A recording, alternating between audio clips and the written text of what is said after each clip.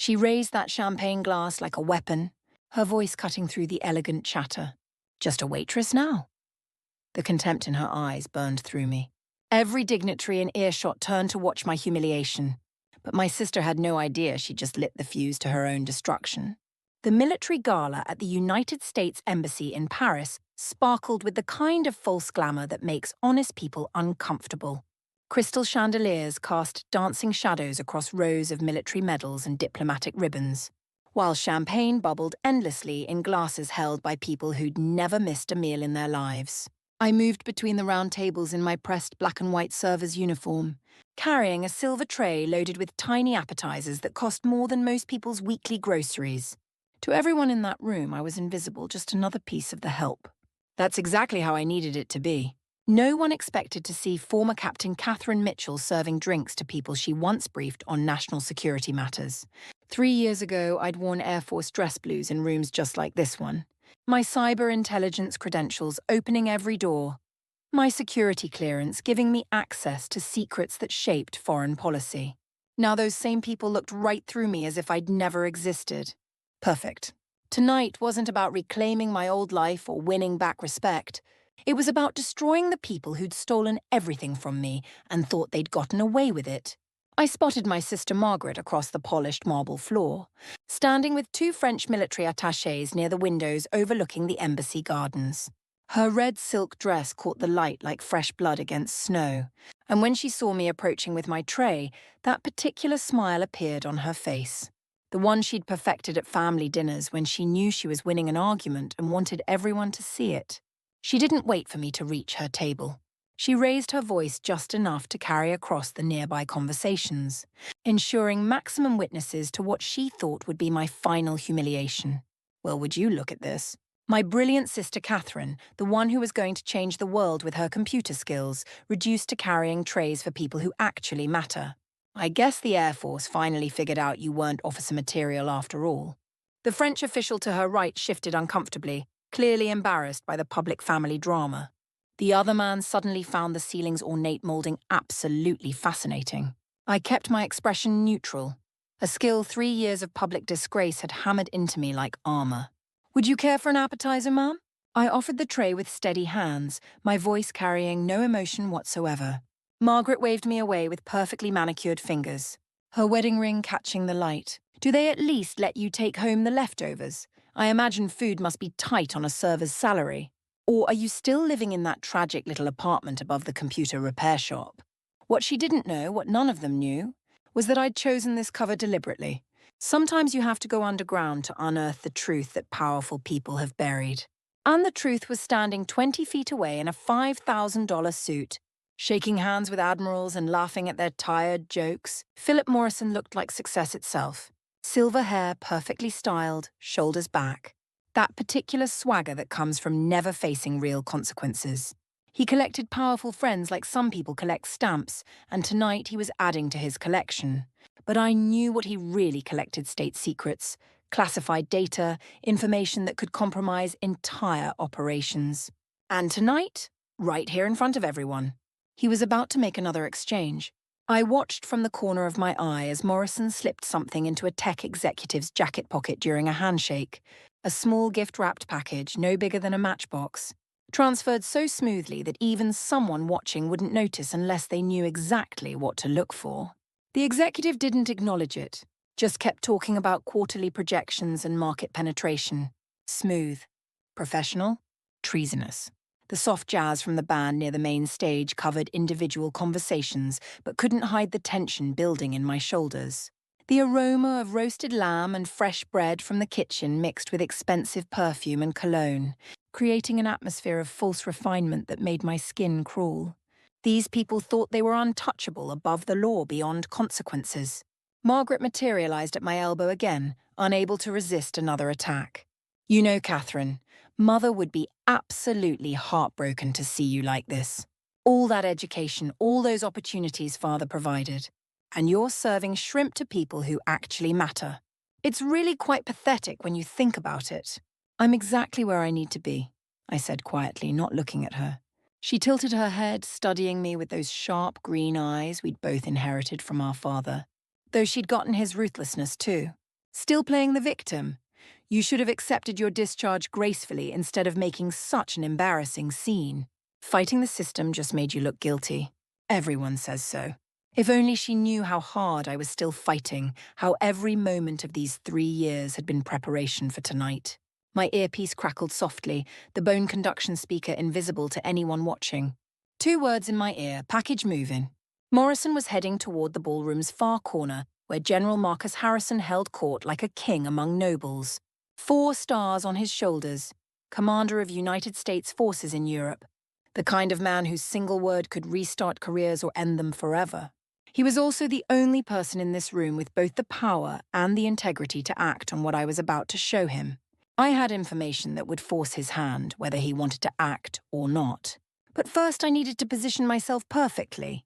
Too early, and Morrison would vanish into the diplomatic immunity shadows. Too late, and the evidence would disappear into classified files and black sites, buried so deep that even congressional oversight couldn't find it. The timing had to be perfect. Like defusing a bomb where cutting the wrong wire means everything explodes. The memory hit me as I maneuvered through the crowd of dressed-up officials and their spouses. 3 years ago, Air Force Cyber Command Headquarters. A building that looked like a concrete box designed to repel both physical and digital attacks. The conference room smelled of burnt coffee and broken dreams. Colonel Mason presiding over my execution, though they called it a formal review board. "Captain Mitchell," he'd said, not even looking at me as he spoke, "you stand accused of leaking classified radar specifications and satellite positioning data to foreign nationals. The evidence against you is substantial and damning. Sir, I discovered that leak during a routine security audit. I reported it through proper channels. I have the documentation showing my reports. The evidence indicates otherwise. The forensic analysis clearly shows that your credentials were used to access and download the files in question. They'd presented their case like a prosecution at trial. Access logs showing my credentials at times when I'd been home asleep. Downloads matching my work schedule perfectly. Electronic breadcrumbs leading directly to my terminal like someone had drawn a map. Every piece of evidence had been fabricated with surgical precision, but proving that required access to systems I no longer had authorization to touch. "I request time to present a proper defense," I'd said, my voice steady despite the rage building in my chest. Denied. "Then I want an independent investigation by an outside agency. Already completed. They concur with our findings. The answers came too fast, too rehearsed." The verdict had been decided long before I'd walked through that door. This wasn't a hearing, it was theatre for the official record. Through the observation window, I'd seen Margaret talking with someone in an expensive suit. State Department, I'd learn later from a sympathetic friend. She never looked at me once during the entire hearing. Not even when they read the verdict. When it ended, I carried my entire career out in a cardboard box. Challenge coins that meant nothing now. A coffee mug labelled World's Greatest Intelligence Officer that had become the bitterest of jokes. Commendations that might as well have been written in disappearing ink. Margaret had been waiting in the hallway, checking her phone like she had somewhere important to be. "Accept it gracefully, Catherine. Making waves will only hurt everyone, especially mother and father. Do you really want to put them through a public fight?" "You knew about the leak," I'd said, the words coming out flat and cold. Her face had tightened almost imperceptibly. "That's an absurd accusation. That's not a denial." She'd walked away, her heels clicking against the government-issued linoleum like a timer counting down to something I couldn't yet see or understand. After the discharge, I'd returned to Maine, to the small lakeside town where Margaret and I had learned to swim in the freezing water, where our father had taught us to fish before sunrise. I opened a computer repair shop in a building that had once been a bakery, fixing cracked screens and virus-infected laptops for people who remembered me from high school. Customers called me Miss Mitchell or Catherine if they remembered me at all. Nobody called me Captain anymore. That person had been erased from existence. 6 months into my exile, living above the shop in an apartment that always smelled faintly of old electronics, a package arrived with no return address. Inside was an encrypted flash drive marked with a single word Oracle, my old operational call sign from classified missions. But the real surprise was the note written in my father's distinctive handwriting, the letters slightly shaky but unmistakable. "Catherine, for when you're ready to see the whole picture, trust the timing. Trust yourself. Dad." My father had been dead for 2 years. killed in what they called a training accident at a facility that hadn't had an accident in 3 decades. The encryption on that drive took months to crack, working late at night after the shop closed, running programs on computers I'd built from spare parts. Layer by layer, like peeling an onion that could explode if handled wrong. What I found inside changed everything I thought I knew. My father had been tracking the same leak for years, following the same trail that had led to my destruction. He'd identified Morrison as the source and someone in the State Department as his cover. Someone with NATO liaison credentials who could alter official records. He'd documented everything meticulously before his accident took his life. There were financial records showing deposits to Morrison's accounts in the Caymans. Encrypted communications between Morrison and buyers in 3 different countries. Technical specifications that matched exactly what I'd been accused of leaking. And photographs from embassy parties showing Morrison with the same tech executives who'd later receive classified data. My father had built an airtight case. He just hadn't lived long enough to present it. Now I stood 10 feet from Morrison, watching him work the room like a virus spreading through a body, infecting everyone he'd touched with his particular brand of corruption. The tech executive had already left with his package, probably heading for a dead drop or a handoff to his handler. Morrison was moving toward Harrison's group, angling for an introduction that would give him access to even more sensitive information. Margaret stood near them, positioned perfectly to observe without seeming directly involved, playing her role in whatever game this was. I stepped forward deliberately, placing myself directly in General Harrison's line of sight. Our eyes met across the space between us. Recognition flashed across his weathered face, followed immediately by confusion. He knew me, remembered me, but couldn't reconcile the uniform I wore now with the officer he'd once known. "General Harrison," I said clearly, setting down my tray on the nearest table with a deliberate clink. "We need to talk. Now." Margaret's hand shot out and grabbed my wrist, her nails digging in slightly. "Catherine, stop this immediately. You're embarrassing yourself and everyone else." I looked at her. Really looked at her for the first time since that day in the hallway. The only embarrassment here is knowing the truth and choosing to stay silent about it. I turned back to Harrison and spoke 3 words in French, loud enough for the French military officials nearby to hear and understand. "Morrison est compromis." Morrison is compromised. Harrison's expression sharpened instantly. Like a blade being drawn from its sheath, his hand moved to his earpiece, subvocalizing orders to security. Within seconds, plainclothes security officers were moving through the crowd with practiced efficiency. Their approach so smooth that most guests didn't even notice. Morrison saw them too late. He set down his champagne glass and headed for the nearest exit. But 2 officers were already there, politely but firmly blocking his path. The tech executive tried to leave through another door, also blocked. The net had closed before anyone realized it had been cast. "Search them," Harrison ordered, his voice carrying the authority of someone who'd given such orders before and seen them carried out. The package emerged from the executive's inner pocket, and when security carefully opened it, microdrives spilled out like guilty secrets into the evidence bag. Each one small enough to swallow, each one containing enough classified data to compromise entire operations. Harrison's face went cold as Arctic stone. "Detain them both," he said, quietly but thoroughly. The ballroom erupted in hushed whispers, a sound like wind through leaves. The band kept playing, but the music sounded hollow now, a soundtrack to a film no one wanted to watch. Margaret stood frozen beside me, her perfect composure finally cracking like ice under spring's sun. "You don't understand what you've just done," she hissed, her voice low but venomous. "Morrison has connections everywhere. People who won't forgive this. People who won't forget." "Good," I said. "Then they'll all hear about what happened here tonight." Harrison returned with the evidence already secured in a diplomatic pouch. "Captain Mitchell, I'll need everything you have." Everything. I reached into my jacket and pulled out an identical flash drive to the ones they'd just confiscated. 3 years of evidence my father collected before his death, plus everything I've discovered since. It proves Morrison ran the entire leak operation, with help from someone in the State Department who altered the investigation records to frame me. I didn't look at Margaret, but I felt her stop breathing for just a moment.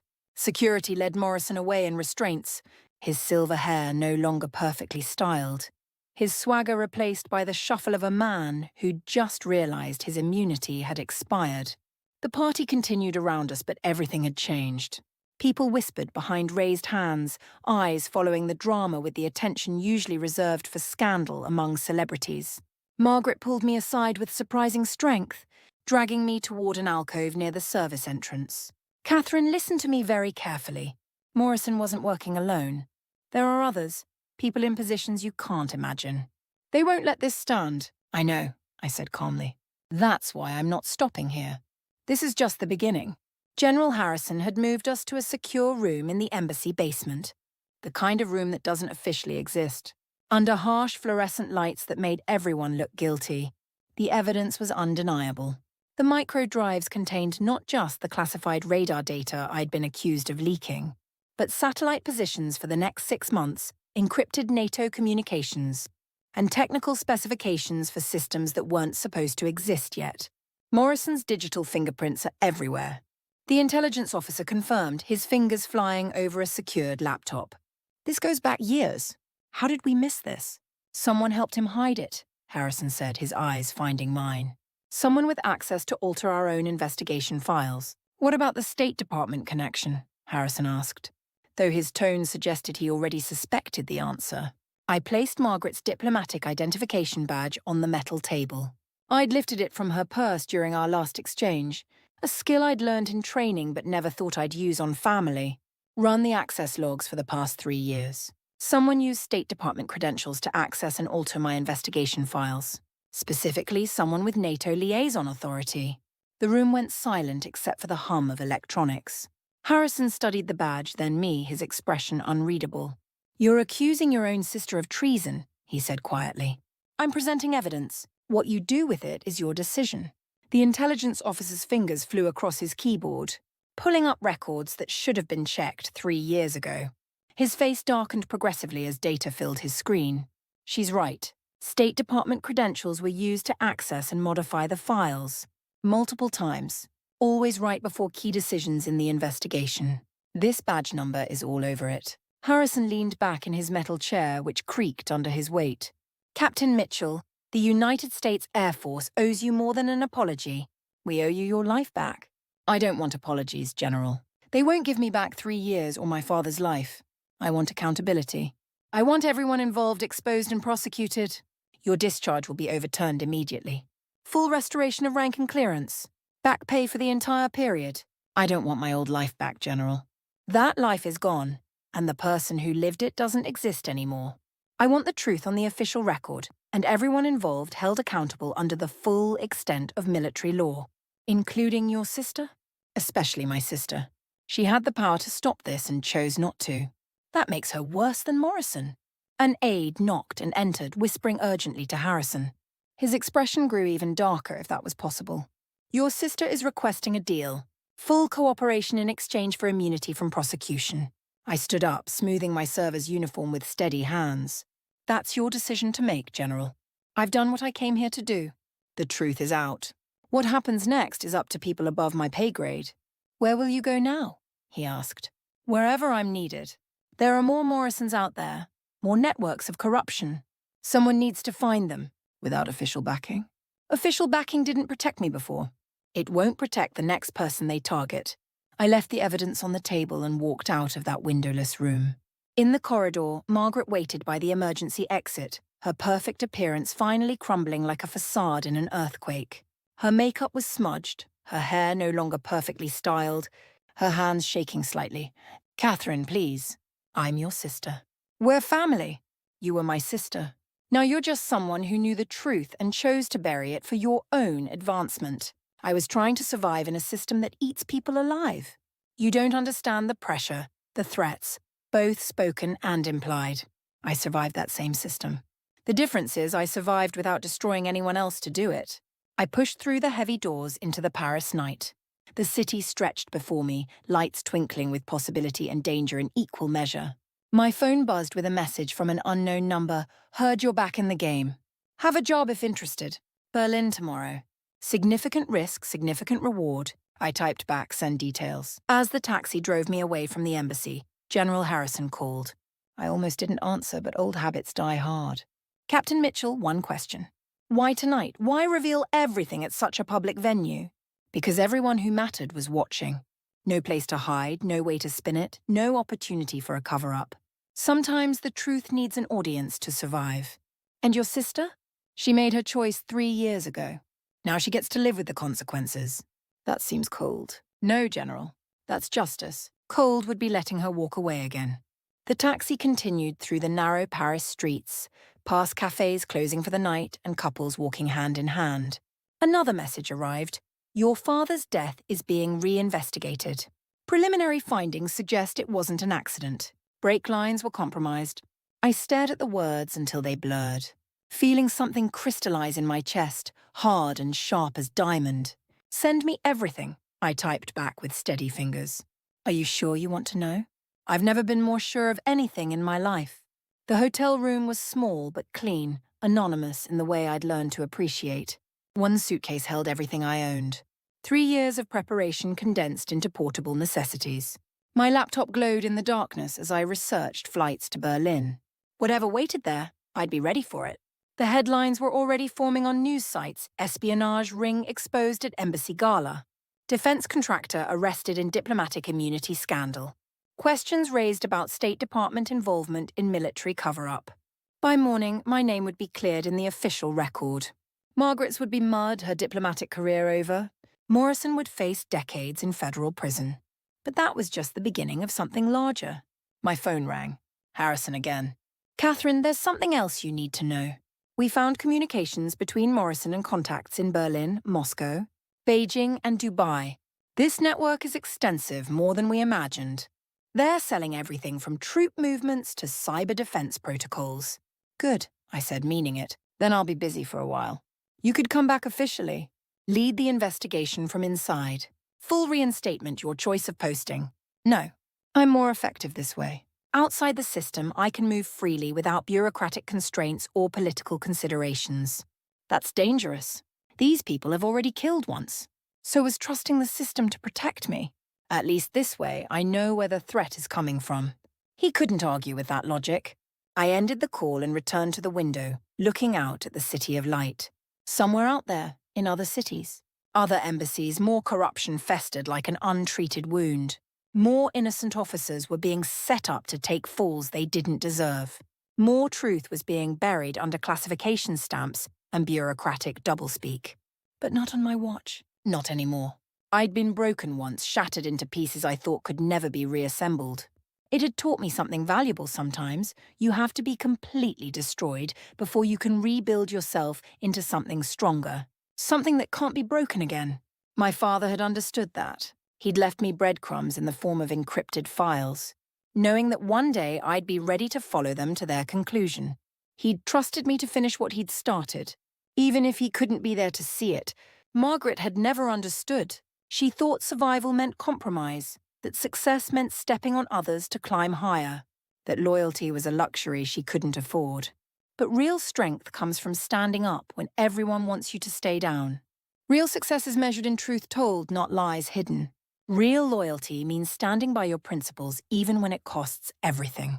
The flash drive felt warm in my hand, such a small thing to hold so much power. But truth was like that. Small, easily overlooked, easily destroyed if you weren't careful enough to protect it. I'd be careful. I'd be smart. And I'd be absolutely relentless. For my father, who died trying to expose this. For every officer betrayed by a system that should have protected them.